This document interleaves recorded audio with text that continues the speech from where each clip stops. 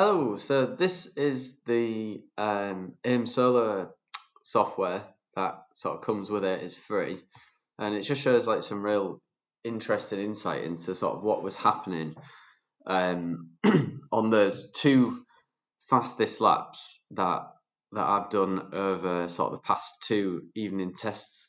Um, I did. And what's really interesting is I thought I was riding quicker in the last time that I was there, but it turns out that I wasn't actually going quicker at all. In fact, I was going quite a lot slower, zero point 0.8 of a second. But what's really good about this is you can actually go into the software and see why that was. So what we've got is we've got a track map over here. We've got two graphs. We've got speed here, really simple sort of data.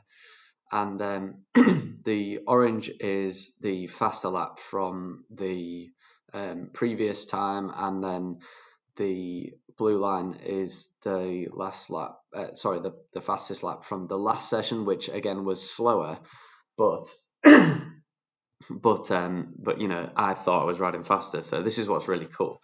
At the bottom of here, we've got your reference. So the orange line is sort of the fastest lap, and the blue line in relation to that is how much time I was losing or gaining over the course of that lap. So as you can see, the blue line, it falls away, and that's because I was actually faster, much faster at this section of the track than I was the time before. Again, I thought I was riding quicker, and then I lose bags of time towards the end. So it'd be really interesting to sort of see why I lost so much time at the end. So starting through the whole lap, we've got the start finish straight here. You see the plots move around. Going into coppice, flat out, nice and easy. Not really a lot you do there. That's sort of different every lap. Don't really require much skill, just to get the line right and just hold it flat.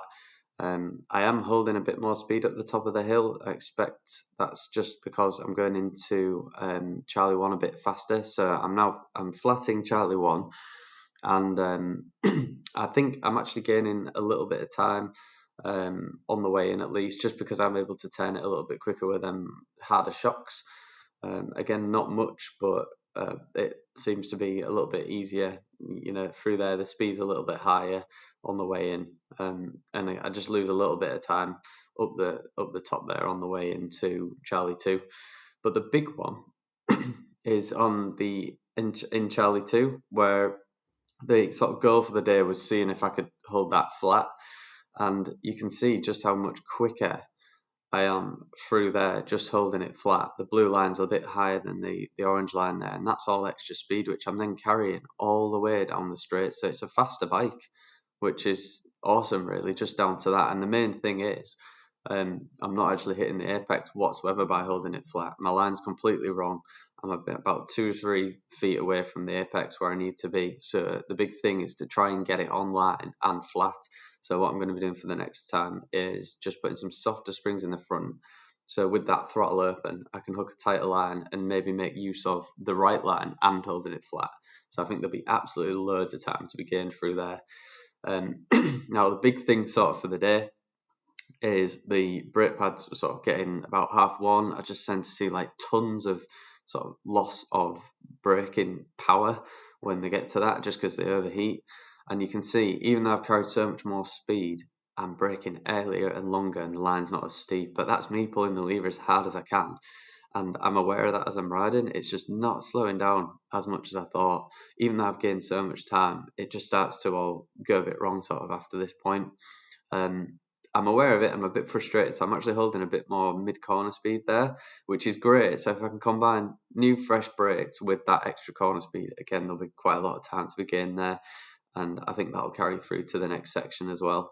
So Chris Curve going in flat, not much of an issue there, just like nice the same, pulling all the way around, all the way around, all the way around, and then into the top of the gooseneck. Again, I just don't have that braking feel that I have with the new pads. I'm braking earlier. I'm on the side of the tyre, So I need to be sort of really aware of how much brake pressure I'm putting on, which I'm not aware of. So I'm stopping earlier to make sure that, you know, I get the bike where I want it to.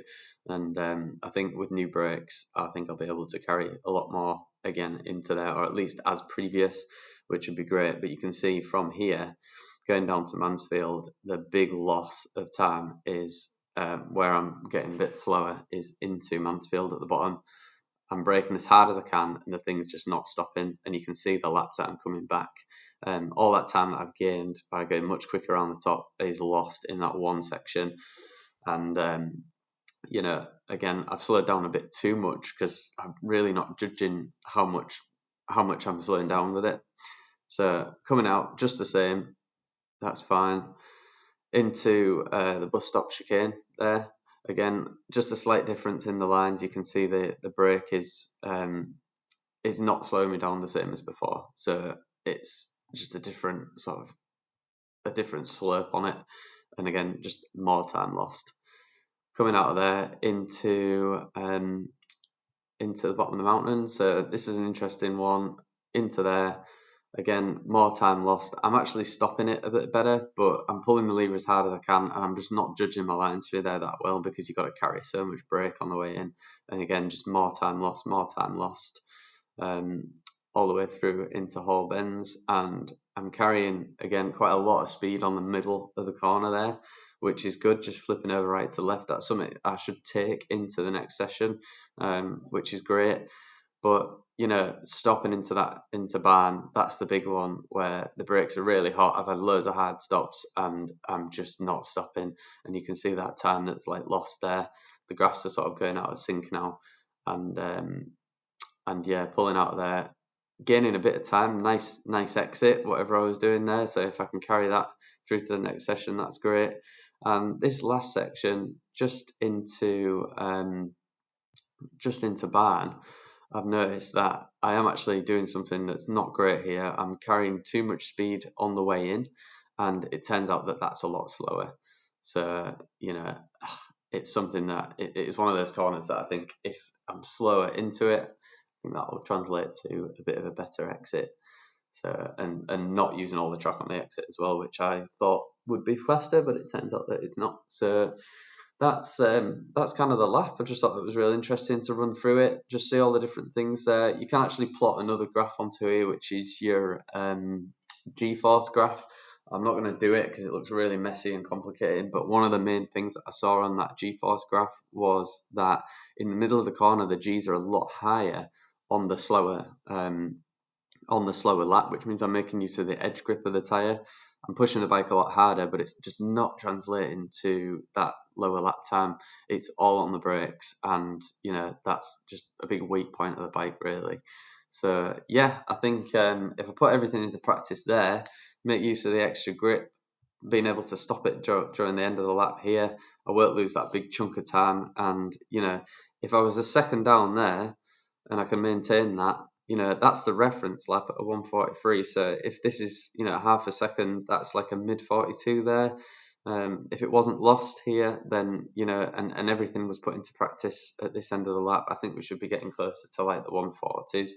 And, you know, maybe to that elusive 139, just with everything in place at once. So yeah, keep working at it and see where we go.